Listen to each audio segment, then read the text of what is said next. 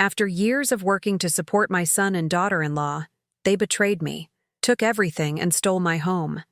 She screamed, "Get out before I ruin that disgusting face." What they never knew was that I had saved a secret fund, and I bought a 75 millionaires mansion in Saint-Tropez. But let me start from the beginning, because this story isn't just about revenge. Before we continue, comment where you're watching from and subscribe to the channel. We'd love to see how far our stories are reaching. It's about a woman who spent 30 years being invisible to her own family.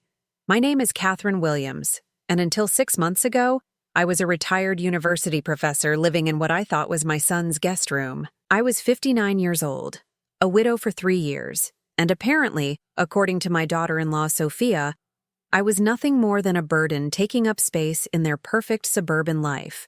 The morning everything changed started like any other Tuesday. I woke up at 6:30, made coffee in the kitchen I'd helped pay for, and sat at the breakfast table reading the newspaper while Marcus, my 34-year-old son, got ready for work. Sophia was upstairs, probably planning another expensive renovation or shopping trip that would somehow require my financial contribution. "Mom," Marcus said, adjusting his tie in the hallway mirror, "Sophia wanted me to talk to you about something." My stomach clenched. Conversations that started with, "Sophia wanted me to talk to you," never ended well. Over the past 2 years, since I'd sold my family home to help them buy this house, these conversations had become a monthly occurrence. Each time, there was another small request. A loan for new furniture, money for Sophia's yoga teacher certification, help with the down payment for Marcus's new car. "What is it this time?" I asked, trying to keep my voice neutral. Marcus couldn't meet my eyes. That should have been my first warning. "Well, we've been thinking about expanding, starting a family properly. And the thing is," he paused, running his hand through his hair the way he'd done since childhood when he was nervous. "The thing is, we really need your room." I set down my coffee cup carefully. "My room? It would make the perfect nursery. Sophia's been looking at cribs, and your room gets the best morning light. Plus, we're thinking of converting the basement into a nice little apartment. You'd have your own entrance, your own space. It would be perfect for you." The basement. They wanted to move me to the basement like some unwanted piece of furniture. I thought about the past 2 years, how I'd gradually been pushed further and further to the margins of this house. First, my belongings had been temporarily stored in the garage to make room for Sophia's exercise equipment. Then my reading chair had been moved because it didn't match their new decor. Now they wanted me underground entirely. "Marcus," I said slowly, "I sold my home to help you buy this house. I gave you the down payment money. And we're grateful for that, Mom. Really. But that was your choice. You said you wanted to help us start our future." Before I could respond, Sophia appeared at the top of the stairs. Even at 8 in the morning, she looked perfectly put together in her designer athleisure wear, her blonde hair in a sleek ponytail, her makeup flawless. At 31, she'd mastered the art of looking both innocent and calculating at the same time. "Catherine," she said, her voice syrupy sweet, "I hope Marcus explained our exciting news about the nursery." "He mentioned moving me to the basement," I replied. Sophia's smile tightened just slightly. "It's not a basement. It's a garden-level apartment. Very trendy. And honestly, it would be so much better for your privacy. You wouldn't have to worry about bothering us with your activities. My activities, like reading books, or watching television at a volume I could actually hear, or having the occasional phone call with my few remaining friends." "I need to think about this," I said. "Of course," Sophia replied, but her tone suggested my thinking time was limited. "Take all the time you need. But we were hoping to start renovations next week. I've already contacted a contractor." After they left for work, I sat alone in the kitchen, staring at the walls I'd helped pay for, feeling smaller than I had since my husband died. How had I gotten here? How had I become so dependent on people who clearly saw me as an inconvenience? I thought about my career, 30 years as a literature professor at the State University. I'd taught thousands of students, published research papers, developed innovative teaching methods that other universities had adopted. I'd been respected, valued, heard. When had I stopped being Professor Williams and become just Marcus's mother, or worse, Sophia's burden? The phone rang, jarring me from my thoughts. It was Dr. Patricia Chen from Global Education Solutions, a company I'd worked with years ago on curriculum development. Catherine, Patricia's voice was excited. I hope you remember me. We worked together on the interactive learning modules back in 2018. Of course, Patricia. How are you? I'm wonderful, and I'm calling with what I hope will be wonderful news for you too. We've been following the success of your teaching methodologies, and frankly, they've revolutionized how we approach adult education. We'd like to purchase the global rights to your entire portfolio of educational materials. I blinked, confused. I'm sorry, what? Your teaching methods, Catherine, the ones you developed and tested over your career. Universities worldwide are implementing them. We want to license everything. Your assessment techniques, your engagement strategies, your curriculum frameworks. We're prepared to offer $70 million for exclusive global rights. The words hit me like cold water. $70 million. For work I'd done, methods I'd created, innovations that came from my mind and my experience. Work that Marcus and Sophia knew nothing about because they'd never bothered to ask what I'd accomplished in my 30-year career. I need to think about this, I managed to say. Of course. But Catherine, I want you to understand, this is recognition of your genius. Your methods are changing lives around the world. You should be incredibly proud. After I hung up, I sat in the silence of the house that wasn't really mine, holding the knowledge that could change everything. For 3 years since my husband's death, I'd felt invisible, irrelevant, like a burden on my own family. But Patricia's call reminded me of something I'd forgotten. I had value beyond what I could provide financially to Marcus and Sophia. I walked upstairs to my room, soon to be their nursery, and opened my laptop. My retirement accounts, barely touched since I'd left the university. My savings, carefully managed but ignored while I focused on helping my family. The small investment portfolio I'd built with my book royalties over the years. As I looked at the numbers on my screen, adding up decades of careful financial planning, I realized something that made my hands shake. Even without Patricia's offer, I had accumulated over $15 million through conservative investments and retirement savings I'd never touched. I had been living like a dependent while sitting on a substantial fortune.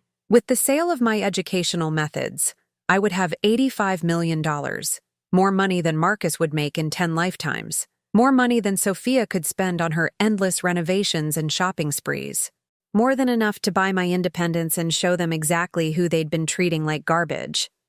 The basement apartment suddenly seemed laughable. I wasn't going to move to the basement. I wasn't going to move anywhere in this house ever again. That evening, when Marcus and Sophia returned home, chattering excitedly about paint colors for the nursery, I was sitting in my reading chair with a cup of tea, perfectly calm. "Mom," Marcus said, "have you thought about our conversation this morning?" "I have," I replied, "and I've made my decision." Sophia clapped her hands together. "Wonderful! When can you start moving your things downstairs?" I looked at them both, these two people who had taken my generosity and twisted it into entitlement, who had made me feel small and worthless while benefiting from my sacrifice. "I'm not moving to the basement," I said quietly. "In fact, I'm not moving anywhere in this house." Sophia's smile faltered. "I'm sorry, what?" I said I'm not moving. This arrangement isn't working for me anymore. The silence that followed was deafening. I could see the wheels turning in Sophia's perfectly styled head, calculating how to manipulate this situation back to her advantage. But what happened next would teach me that I had seriously underestimated just how cruel people could be when they felt their plans were being threatened. The transformation in Sophia's face was something I'll never forget. In the span of 3 seconds, her perfectly practiced smile melted away like ice cream in summer heat, revealing something cold and calculating underneath. For 3 years, I'd been seeing glimpses of this person, but always dismissed them as my imagination or stress from adjusting to widowhood. "What do you mean you're not moving?" Her voice had dropped its usual saccharine tone. Marcus looked between us, clearly uncomfortable. He'd always been conflict-averse, even as a child. "Mom, maybe we should talk about this privately." "No," Sophia snapped, her attention fixed on me. "We should talk about this right now. Catherine, I think you're confused about how this works. This is our house. We make the decisions here." I felt something shift inside me, like a door I hadn't known was locked suddenly swinging open. Actually, Sophia, I think you're the one who's confused. I provided the down payment for this house. My name might not be on the deed, but my money certainly helped purchase it. That was a gift, she said, her voice getting sharper. You can't take back a gift. I'm not trying to take back anything. I'm simply saying I won't be moving to the basement. Sophia stood up abruptly, her chair scraping against the hardwood floor I'd helped pay to install. You know what your problem is, Catherine? You think because you threw some money at us, you get to control our lives. Well, newsflash, we're adults. We don't need your permission to renovate our own home. Sophia, Marcus said weakly, maybe we should what? She whirled on him. Continue tiptoeing around your mother like she's some kind of queen? Continue letting her dictate how we live in our own house? I watched this performance with a strange sense of detachment. This wasn't grief or stress talking. This was who Sophia really was when she felt challenged. All those times over the past 3 years when I'd excused her little cruelties, her small dismissals, her gradual pushing of boundaries, this was the real person behind the mask. I'm not trying to dictate anything, I said calmly. I'm simply saying that I won't be moving to the basement. If you need that room for a nursery, perhaps we should discuss other arrangements. Other arrangements? Sophia's laugh was sharp and brittle. Like what? Are you going to find your own place? With what money? Face it, Catherine. You're a 60-year-old widow with nowhere else to go. You depend on us for everything. The assumption stung. Not because it was cruel, but because of how wrong it was. Here I was, sitting on a fortune that would make their combined annual income look like pocket change, and they truly believed I was helpless and dependent. I have options, I said quietly. What options? Sophia demanded. Your teacher's pension? Please. Do you have any idea how expensive housing is now? You couldn't afford a decent apartment on what you make. Marcus finally found his voice. Sophia, that's enough. Mom, she doesn't mean— Yes, I do mean it, Sophia interrupted. I'm tired of pretending. I'm tired of walking on eggshells around someone who thinks she can buy her way into controlling our lives. You want the truth, Catherine? Fine. You're dead weight. You contribute nothing to this household except money we didn't ask for, and then you act like that gives you the right to veto our decisions. The words hung in the air like poison. Marcus looked mortified, but he didn't contradict her. He didn't defend me. He just stood there, letting his wife demolish what was left of my dignity. Furthermore, Sophia continued, her voice gaining momentum like a snowball rolling downhill, since we're being honest, let me tell you how exhausting it is to have you here. Do you think I don't notice how you judge everything I do? The way you look at me when I buy new clothes or redecorate? The way you sigh when Marcus and I make plans that don't include you? I started to say. You never what? Never made me feel guilty for living my life? Never made passive-aggressive comments about our spending? Never acted like you were doing us some huge favor by helping us buy this house? I stared at her, this woman who had accepted my financial help for 3 years while apparently resenting every dollar of it. If my presence is such a burden, perhaps I should look into other living arrangements. Finally, Sophia said, throwing her hands up. Finally, you get it. Yes, Catherine. That's exactly what you should do. Find somewhere else to live. Somewhere you can be the center of attention without ruining our lives.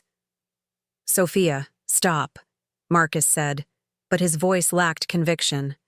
No, Marcus, I won't stop. I'm done pretending this arrangement works. Your mother needs to find her own place and leave us alone to build our future. And if she can't afford to do that on her own, well, maybe she should have thought about that before she decided to play house with us. The cruelty of it took my breath away. Not just the words, but the venom behind them. This wasn't a momentary loss of temper. This was years of resentment finally erupting, feelings that had been building while Sophia smiled at me across the dinner table and accepted my money for their vacations, their car payments, their home improvements. I see, I said, standing up slowly. Well, I suppose I know where I stand. Good, Sophia said. I'm glad we finally understand each other. I walked toward the stairs, my legs feeling unsteady. Behind me, I could hear Marcus's voice, low and urgent, probably trying to do damage control. But it was too late for that. The mask had slipped completely, And I'd seen what my son's wife really thought of me. In my room, I sat on the bed I'd bought with my own money and tried to process what had just happened. 3 years of feeling grateful that they'd allowed me to live here. 3 years of making myself smaller and smaller to fit into their perfect life.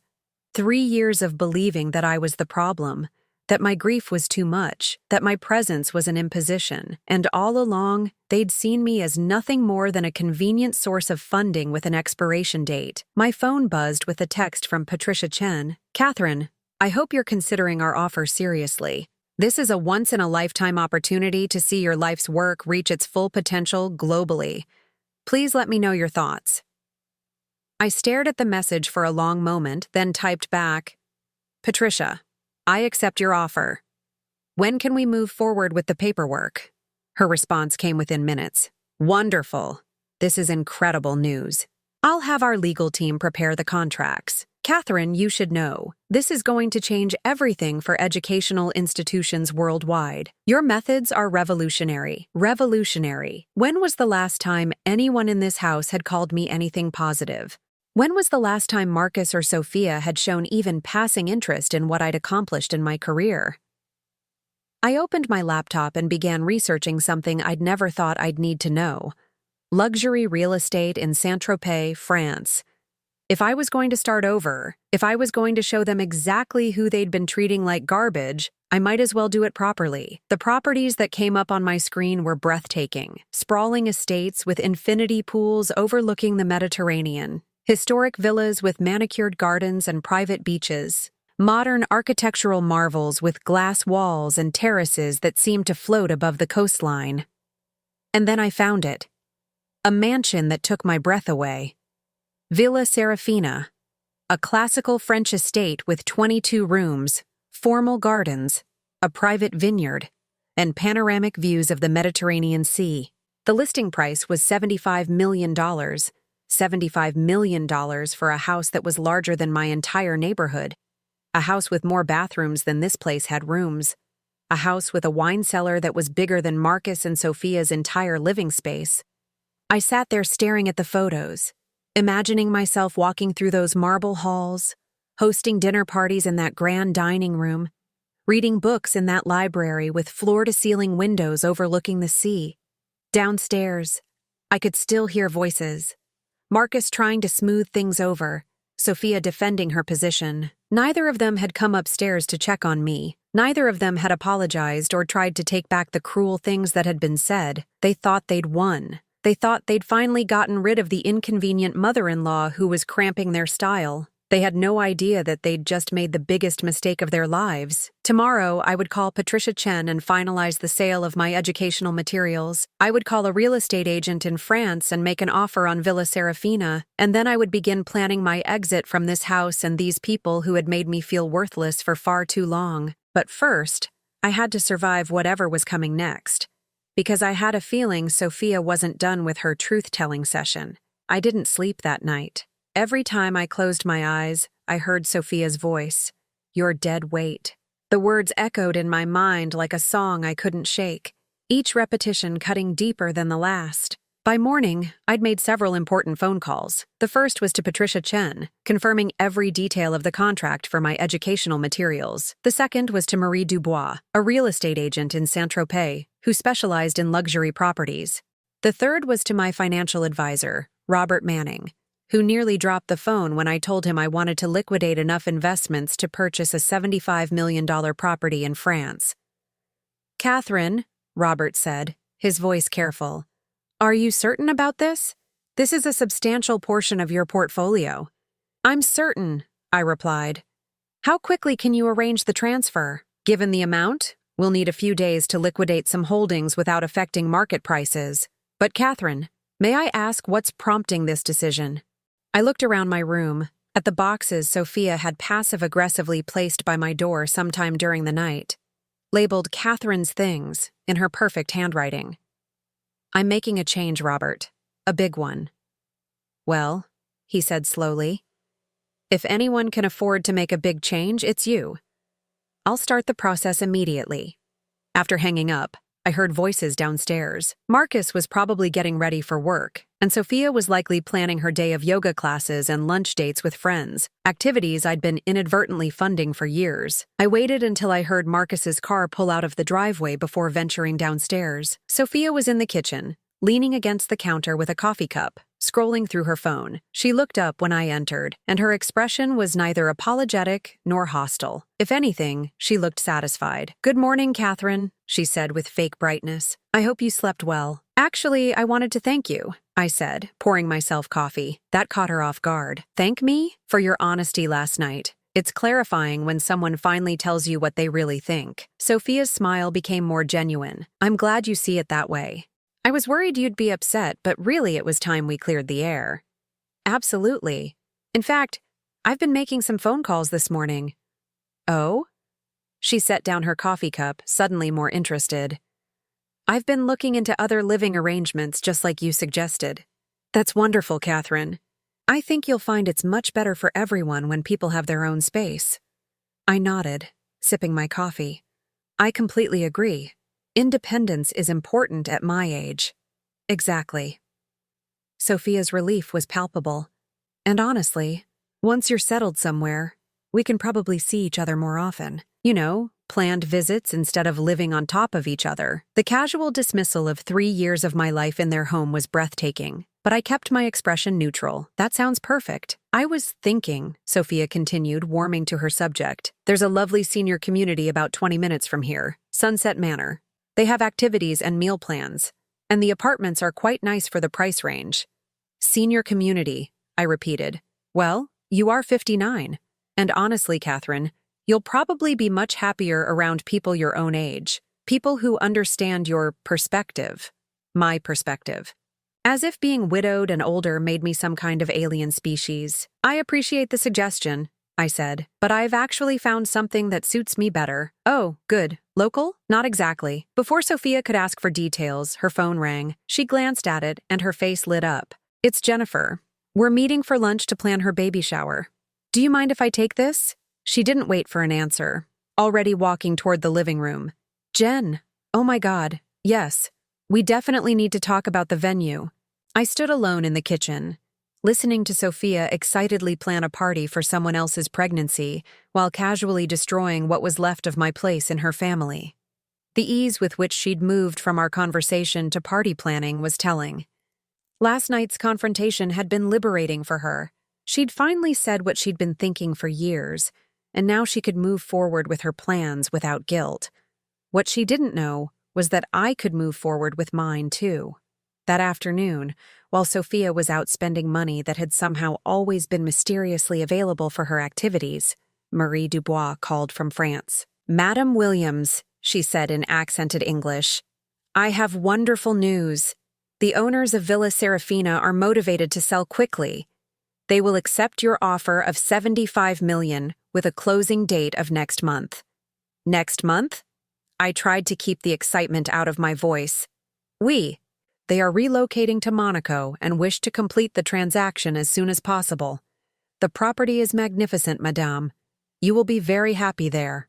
After we finished the call, I sat in my room surrounded by Sophia's helpful packing boxes, and for the first time in 3 years, I felt something I'd almost forgotten: anticipation. Not dread, not resignation, but actual excitement for what was coming next.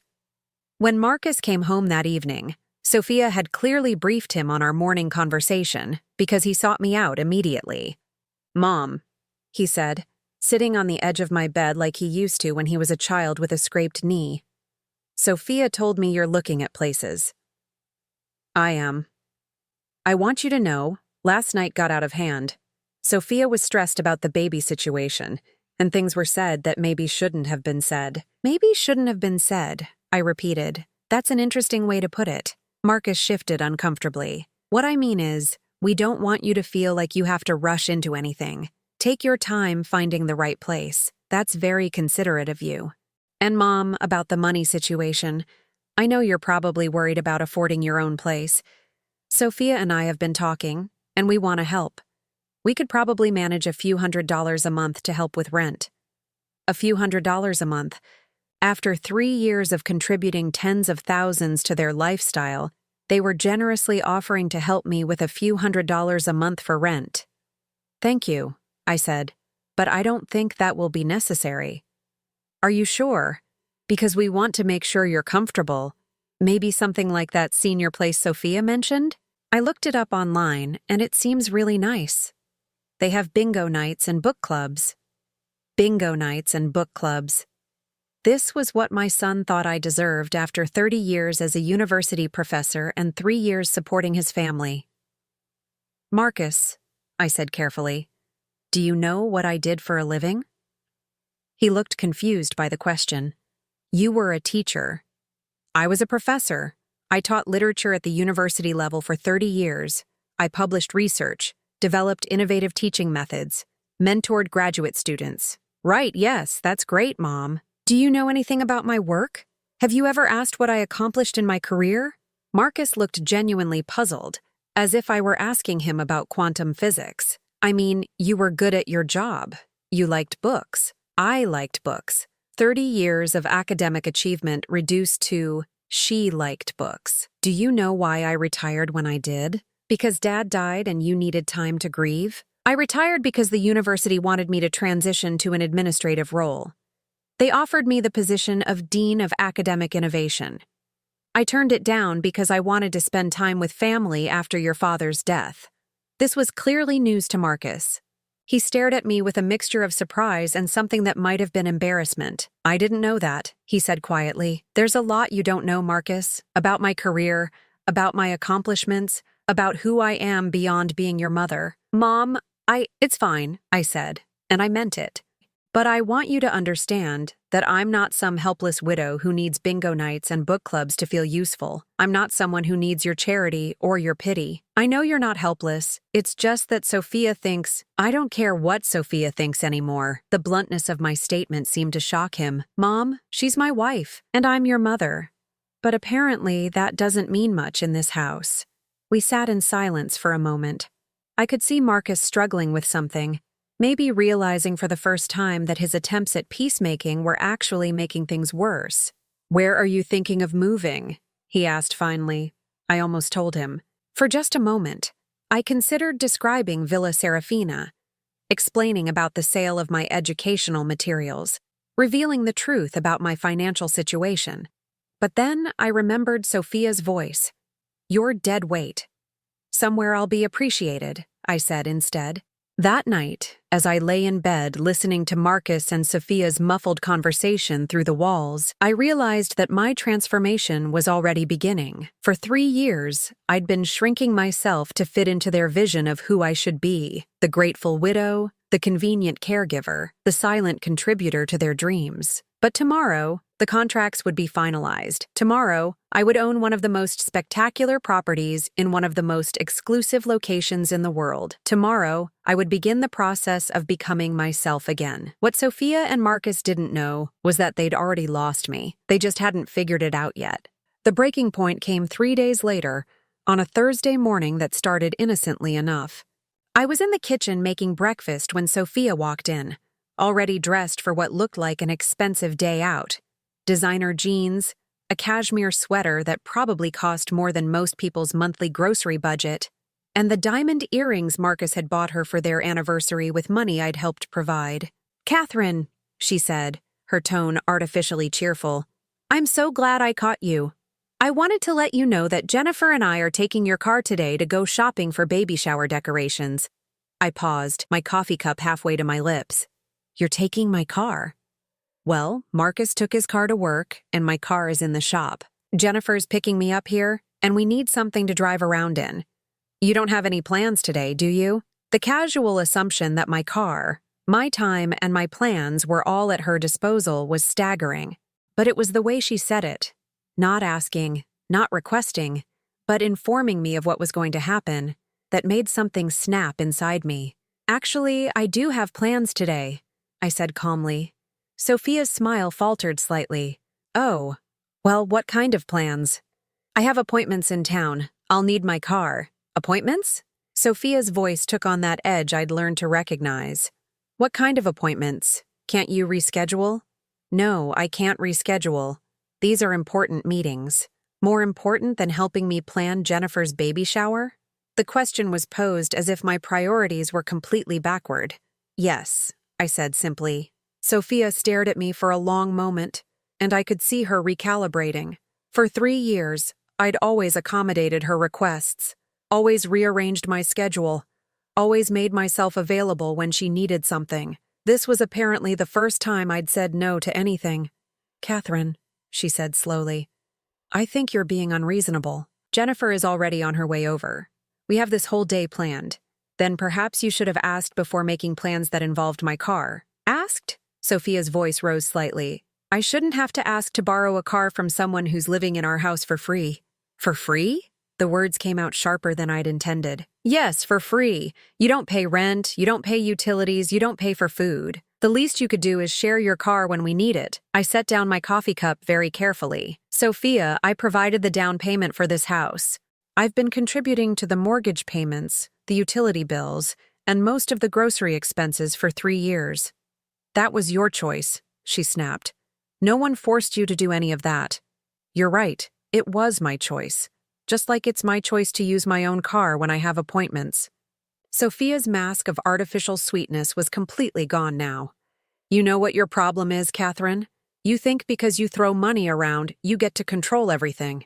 Well, newsflash, this is still our house, and we make the decisions here. Then maybe I should find somewhere else to live where my contributions are actually appreciated." "Maybe you should." Sophia's voice was getting louder now. "Maybe you should find somewhere else to live where you can be the center of attention and everyone has to cater to your every whim." The doorbell rang, interrupting what was clearly building into another major confrontation. Sophia's expression shifted instantly, her social smile snapping back into place. "That's Jennifer," she said, smoothing down her hair. "We'll finish this conversation later." She walked to the front door, and I heard her greeting her friend with exaggerated enthusiasm. "Jen, you look amazing! Are you ready for the most productive shopping day ever?" I listened from the kitchen as Sophia explained to Jennifer that there had been a tiny mix-up with the car situation.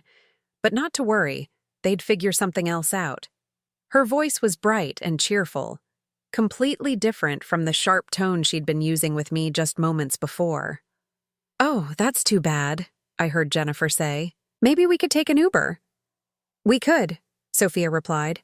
"But honestly, Jennifer, Catherine is being incredibly difficult about this. I don't understand why she can't just be flexible for one day." I felt heat rise in my cheeks. She was now discussing my supposed unreasonableness with her friend, painting me as the villain in a story where I was simply trying to maintain some basic autonomy. "Maybe we should just reschedule," Jennifer suggested diplomatically. "No, absolutely not. Your shower is in 2 weeks, and we have so much to do." "Catherine," Sophia called toward the kitchen, "could you come here for a minute?" I took a deep breath and walked to the front door where Sophia stood with Jennifer, a petite brunette who looked uncomfortable to be caught in the middle of a family dispute. "Catherine, this is my friend Jennifer. Jennifer, this is Marcus's mother, Catherine." "Nice to meet you," Jennifer said politely. "Jennifer," Sophia continued, "I was just explaining about the car situation. Would you mind telling Catherine how important today's shopping trip is? Maybe she'll listen to you." The manipulation was breathtaking.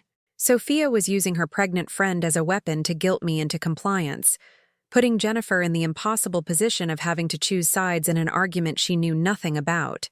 "Oh," Jennifer said, clearly uncomfortable. "I mean, we can figure something else out. It's not a big deal." "It is a big deal," Sophia insisted. "We have appointments at 3 different venues, and we need to pick up samples from 5 different vendors. We can't do all that on foot or in Ubers." I looked at Jennifer's face and saw genuine embarrassment.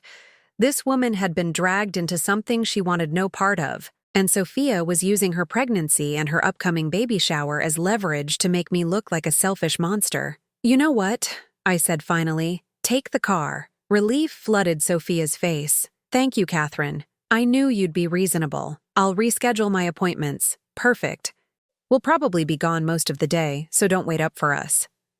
As they drove away in my car, chattering excitedly about venues and decorations, I stood in the driveway feeling smaller than I had in months. I'd just been manipulated into giving up something I needed because Sophia had weaponized social pressure and another person's discomfort. I walked back into the house and called Marie Dubois in France. "Madame Williams," she said warmly, "how lovely to hear from you. I have more good news about Villa Serafina. Actually, Marie, I'm calling because I want to move up the timeline. How quickly could we complete this transaction? How quickly would you like to complete it?" "Next week." There was a pause. "Next week is very fast, Madame Williams. But if your financing is in order, it might be possible. Is everything all right?" "Everything is fine. I'm just ready to make a change." "Très bien. I will call the sellers immediately." After hanging up with Marie, I called Robert Manning. "Catherine," he said, "I've been working on liquidating those assets. We should have everything ready within the week." "Perfect. And Robert, I need you to prepare something else for me." "Of course. What do you need?" "I need a detailed financial statement showing my net worth after the sale of my educational materials. Something official, with your letterhead." "May I ask what this is for?" "Let's call it educational purposes." When Marcus came home that evening, Sophia regaled him with stories of their successful shopping day, complete with photos of venues and color schemes. She was animated and happy, having gotten her way completely. She didn't thank me for the use of my car, didn't acknowledge that I'd changed my plans to accommodate hers, didn't seem to remember that the day had started with her treating me like hired help. "Mom," Marcus said during dinner, "Sophia told me you had to reschedule some appointments today. I hope that wasn't too inconvenient." "It's fine," I said.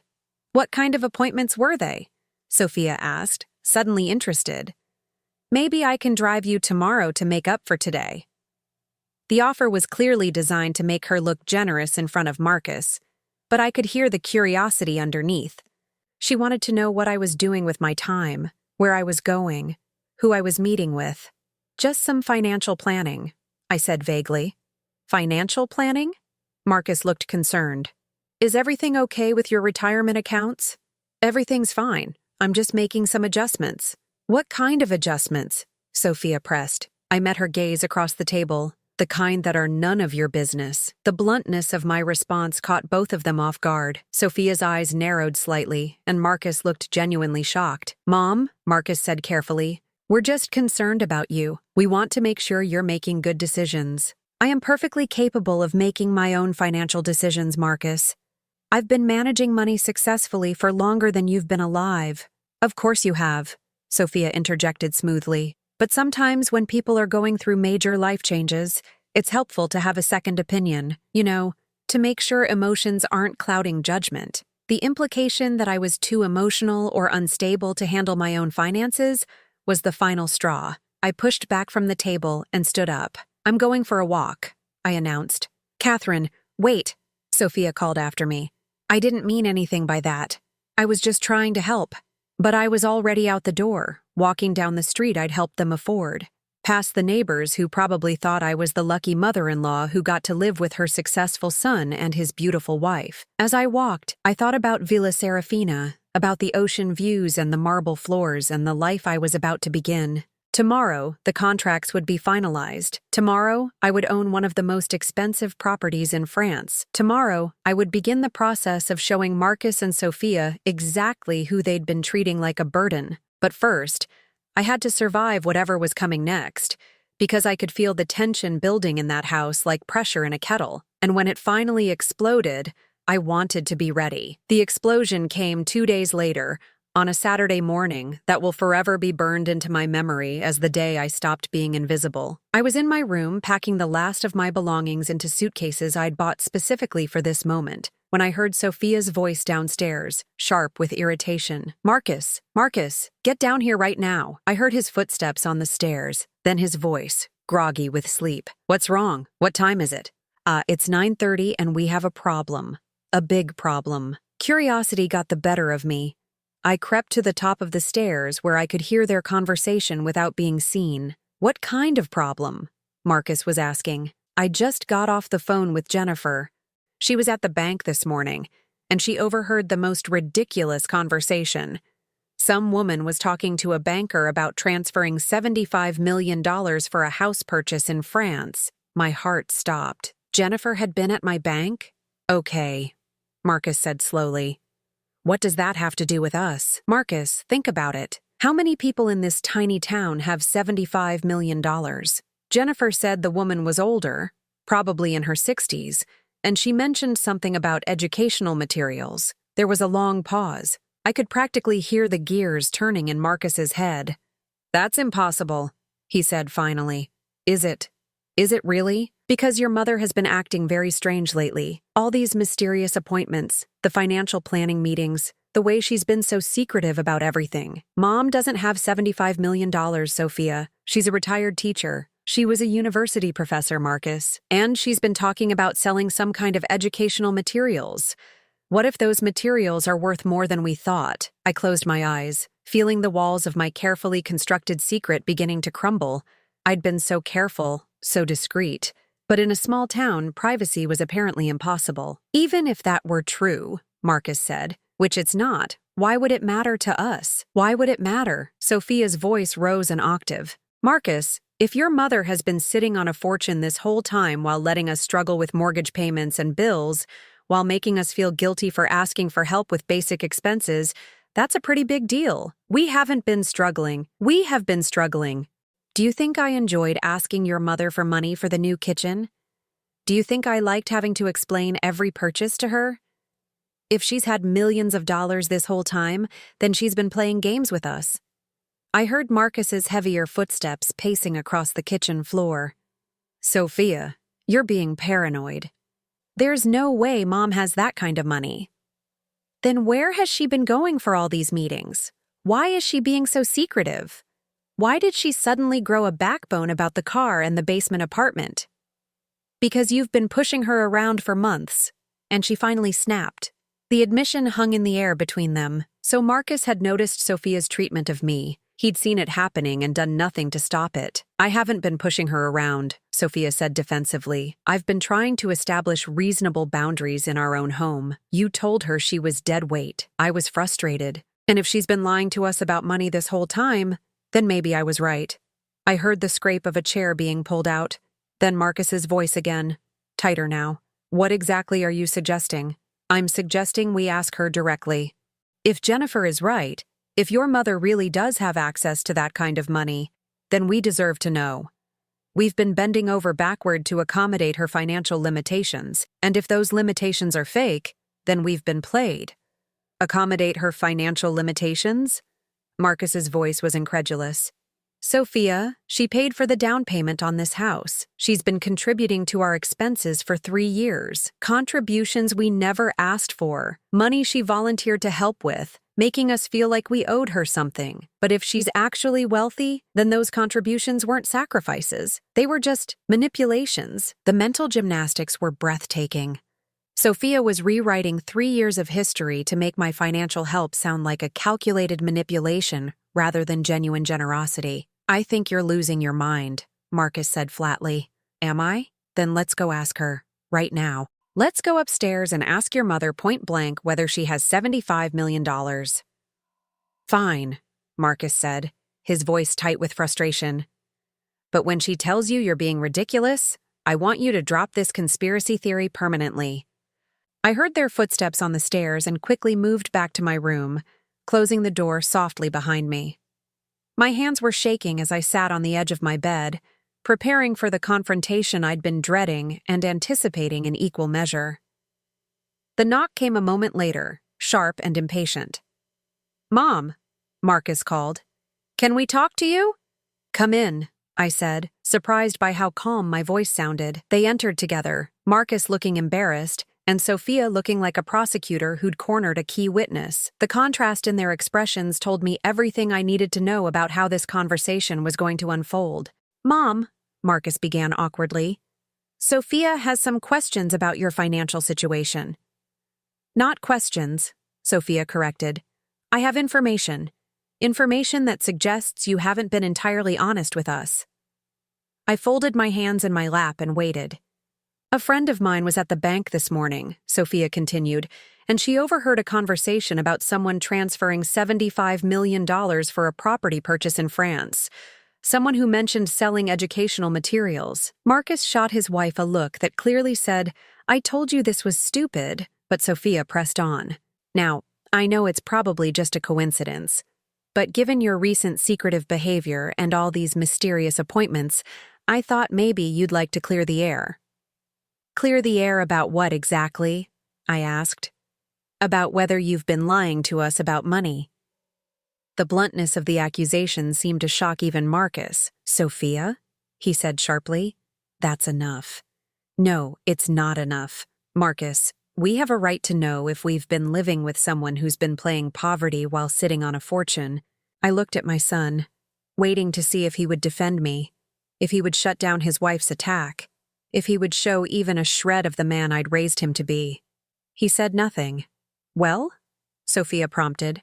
Are you going to answer the question? I stood up slowly, walked to my dresser, and pulled out the folder Robert Manning had delivered yesterday. Inside were the contracts for the sale of my educational materials, the wire transfer confirmations, and the official statement of my net worth. You want the truth? I said, turning back to face them. Here's the truth. I handed Sophia the folder and watched her face as she opened it. The transformation was remarkable. Her expression went from smug satisfaction to confusion, to shock, to something that might have been horror. This says $85 million, she whispered. Marcus moved to look over her shoulder, and I watched the color drain from his face as he processed what he was seeing. $85 million, I confirmed. $70 million from the sale of my educational materials to Global Education Solutions, plus $15 million from investment accounts and retirement funds I've been building for 30 years. They both stared at me as if I'd suddenly sprouted wings. This is impossible, Marcus said weakly. Is it? Did you ever ask about my career, Marcus? Did you ever wonder what I accomplished in 30 years as a university professor? Did you ever consider that someone who developed innovative teaching methods might have created something valuable? But you lived so simply, Sophia stammered. You drove an old car. You wore simple clothes. Because I chose to. Because I valued relationships over possessions. Because I thought family was more important than showing off wealth. Why didn't you tell us? Marcus asked, his voice barely above a whisper. Tell you what? That I had money? When would that conversation have come up, Marcus? When you were asking me to move to the basement? When Sophia was calling me dead weight? When you were offering me a few $100s a month to help with rent at a senior community? Sophia was flipping through the pages, her face getting redder with each document. You let us think you were struggling. You let us feel guilty about asking for help. I never asked you to feel guilty about anything. You asked for help, and I gave it. Freely and without conditions. Without conditions? Sophia's voice was rising again. You held it over our heads constantly. How? How did I hold it over your heads? By continuing to pay for things without complaint? By never once demanding repayment or gratitude? By making us feel like we owed you something? You don't owe me anything, Sophia. You never did. But you also don't get to treat me like garbage because I was generous. Marcus was still staring at the financial documents. Mom, this changes everything. Does it? Does it change the fact that you were willing to let your wife call me dead weight? Does it change the fact that you offered to help me pay rent at a nursing home? Does it change the fact that neither of you ever once asked about my life before I became your convenient source of financial support? We didn't know, Marcus said desperately. You didn't want to know. There's a difference. Sophia suddenly looked up from the papers, her expression shifting from shock to something calculating. Wait, if you have this much money, why have you been living here? Why have you been contributing to our expenses? What's your game, Catherine? My game? I laughed, a sound with no humor in it. My game was trying to be close to my family. My game was wanting to help my son build a life. My game was believing that love and generosity would be appreciated rather than exploited. Exploited? Sophia's voice was sharp. We never exploited you, didn't you? You took my money for 3 years while making me feel like a burden. You gradually pushed me further and further to the margins of this house. You made decisions about my living space without consulting me. You dismissed my opinions, ignored my feelings, and ultimately tried to move me to the basement like unwanted furniture. That's not. And when I finally stood up for myself, you called me dead weight and told me I contributed nothing to this household except money you didn't ask for. The silence that followed was deafening. Marcus and Sophia exchanged glances, and I could see them both realizing that everything they thought they knew about our relationship was wrong. "So what happens now?" Marcus asked finally. I walked to my suitcases and began zipping them closed. "Now I leave." "Leave?" Sophia's voice cracked slightly. "What do you mean, leave?" "I mean, I'm moving out. Today. But where are you going?" I turned to face them both, these two people who had taken my love and twisted it into obligation, who had accepted my generosity while resenting my presence. "I'm going home," I said. "To my new home, Villa Serafina in Saint-Tropez, France. I bought it yesterday for $75 million.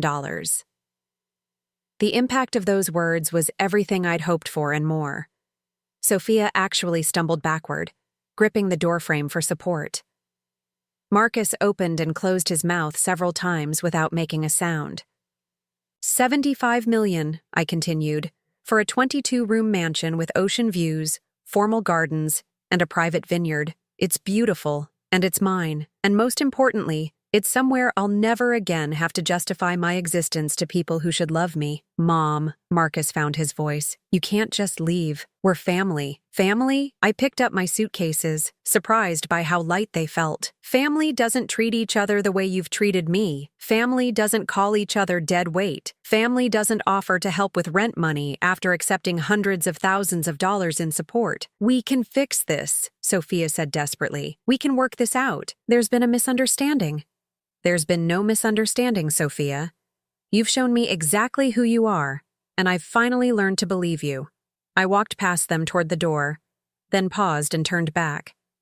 "Oh, and Sophia?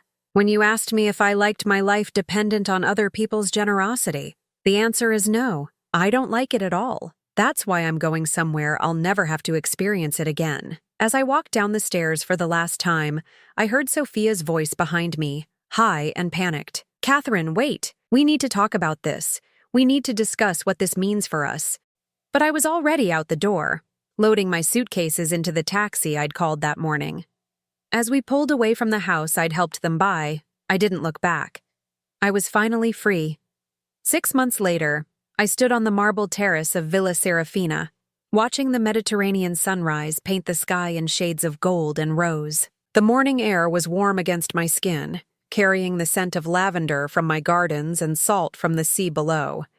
In my hand was a cup of French press coffee made from beans I'd selected at the local market, where the vendors now greeted me by name and insisted on telling me about their grandchildren.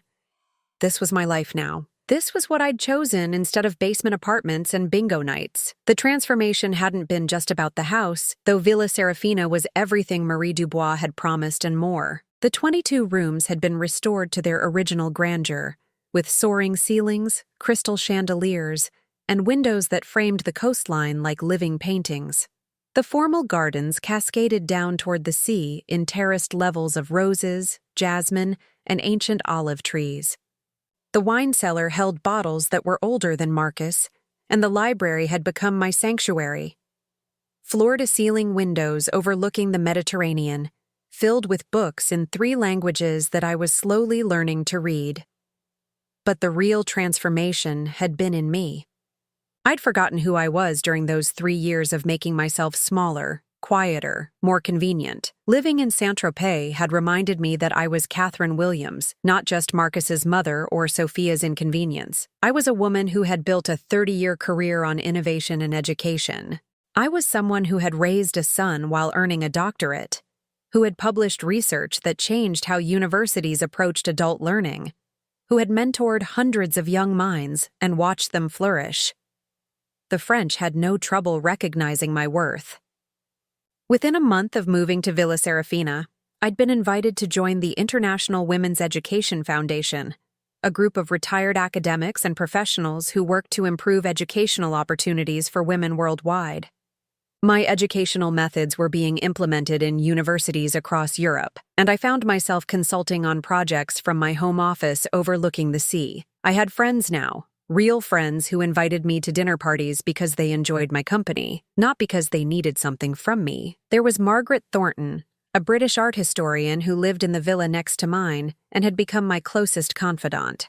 There was Dr. Amélie Dubois, Marie's sister, who ran a small medical clinic in town and had taught me enough French to navigate the local markets with confidence. There was Giovanni Martinelli, a retired Italian literature professor who had become my chess partner, and, to my surprise, something that might be developing into romance. None of them knew or cared how much money I had. None of them expected me to fund their lifestyles or solve their problems. They valued my opinions, laughed at my stories, and treated me like someone worth knowing. My phone buzzed with a message, interrupting my morning meditation. It was from Margaret. "Darling, are you still planning to host the foundation meeting next week? The ladies are absolutely thrilled to see your gardens." I smiled, typing back, "Of course. I've arranged for catering from Le Petit Jardin. The weather should be perfect for the terrace." This was what my life looked like now, planning charity events in my gardens, hosting international educators in my home, contributing to causes that mattered to me. Yesterday, I'd signed a check for $50,000 to fund a scholarship program for single mothers returning to university. Last week, I'd donated $100,000 to a literacy program in developing countries. My money was making a difference in ways that mattered to me, rather than funding someone else's designer handbags and unnecessary renovations. The contrast with my old life was stark and deliberate. I hadn't spoken to Marcus or Sophia since the day I left. Not because I was angry anymore. Anger required too much energy, and I'd found better ways to spend mine, but because there was simply nothing left to say. They'd shown me who they were, and I'd chosen to believe them, but they hadn't stopped trying to contact me. The calls had started within a week of my departure. First Marcus, leaving voicemails that ranged from confused to apologetic to demanding. Then Sophia, her messages shifting from false sweetness to barely contained panic. They'd found my new number somehow, probably through Robert Manning's office, and the frequency of their attempts to reach me was telling. I didn't answer, but I listened to the messages out of curiosity about how they were handling my absence. Marcus's early voicemails had been predictable. "Mom, please call me back. We need to talk about this. I think there's been a misunderstanding." Then, "Mom, Sophia is really upset. She feels terrible about what happened. Can we please work this out?" And eventually, "Mom, I don't understand why you're doing this. We're family. We need to stick together." Sophia's messages had been more revealing. At first, they'd been attempts at manipulation. "Catherine, I know you're angry, but we really need to discuss this situation. There are things we need to figure out, and ignoring us isn't helping anyone." Then they'd become more desperate. "Catherine, Marcus is beside himself. You're tearing this family apart over a simple misunderstanding." And finally, they'd turned ugly. "Fine, Catherine. If you want to be petty and vindictive, that's your choice. But don't expect us to keep begging for your forgiveness." I'd saved that last message, not out of hurt, but out of amazement at how quickly Sophia had revealed her true feelings once she realized her manipulation wasn't working. The most recent message had come 3 weeks ago, and it had been different. Marcus's voice had been tired, defeated in a way I'd never heard before. "Mom, I've been doing a lot of thinking about everything that happened, about how we treated you, about what I let happen in our house. I know you probably won't call me back, but I needed to say that I'm sorry, really sorry. Not because of the money, though I'm embarrassed about how we reacted to that, but because I lost sight of who you are. I let Sophia make you feel unwelcome in our home, and that was wrong. I don't know if you'll ever forgive me, but I hope someday we can talk again." That message had given me pause. There had been something genuine in Marcus's voice, a recognition of his failings that his earlier calls had lacked. But even genuine regret couldn't undo 3 years of being made to feel invisible in my own son's life. My phone rang now, interrupting my thoughts.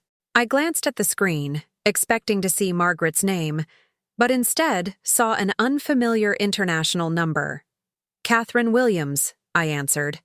"Mrs. Williams, this is Dr. James Peterson from Harvard University. I hope I'm not calling too early." "Not at all. How can I help you?"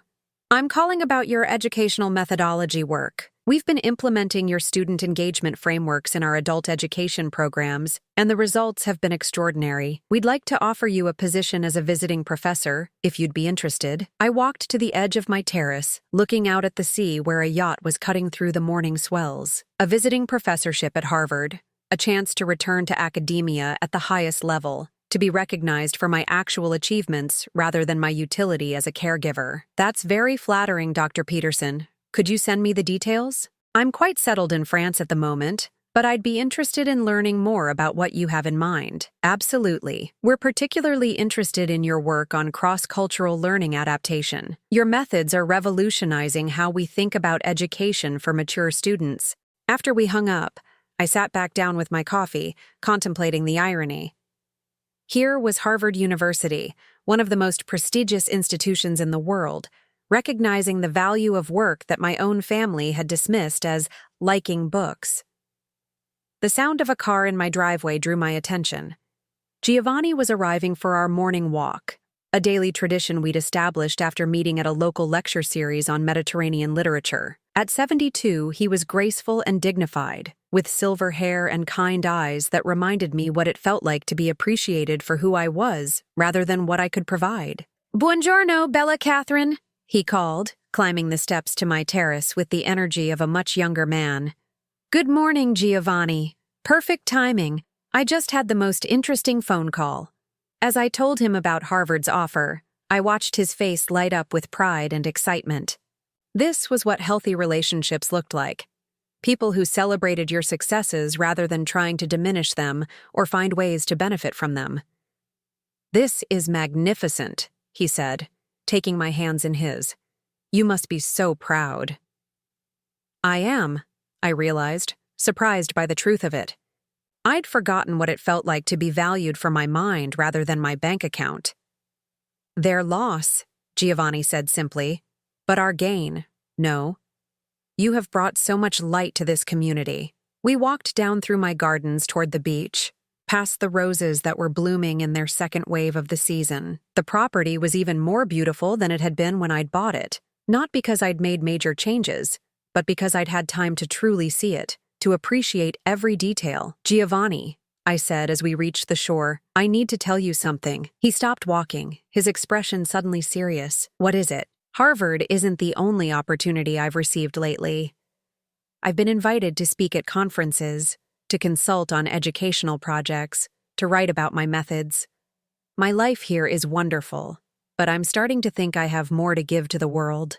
And you should give it," he said without hesitation. "Catherine, you have gifts that shouldn't be hidden away, even in paradise. But what about this?" I gestured at the villa, the gardens, the perfect life I'd built. "What about us?" Giovanni smiled, the kind of smile that comes from deep understanding. "Paradise will still be here when you return. And us, if we are meant to be more than friends, will be here too. Love doesn't require keeping someone in a cage, even a golden one." We continued our walk in comfortable silence, and I thought about the different kinds of love I'd experienced. There was the desperate, clutching love I'd felt for Marcus and Sophia, where I'd tried to buy affection with generosity and accommodation. There was the love I'd felt for my late husband, comfortable and secure, but perhaps lacking in challenge or growth. And then there was this new feeling with Giovanni: respect, admiration, genuine affection that asked nothing of me except to be myself. That afternoon, I called Dr. Peterson back. "I'm interested in your visiting professorship," I told him. "When would you need me to start? Would the fall semester work for you?" "It's about 4 months away." "Perfect. That will give me time to arrange things here." That evening, I sat in my library with a glass of wine from my own vineyard, drafting an email to Margaret about taking over the foundation's local activities while I was away. As I wrote, I realized I was planning to leave Paradise, at least temporarily, to return to work. But it didn't feel like a sacrifice. It felt like completion. For 3 years, I'd believed my productive life was over, that my role was simply to support other people's dreams and ambitions. Marcus and Sophia had convinced me that my greatest value lay in my ability to contribute financially to their lives while staying out of their way emotionally. But I'd been wrong. At 59, I wasn't winding down. I was just getting started. My phone buzzed with another message from Marcus.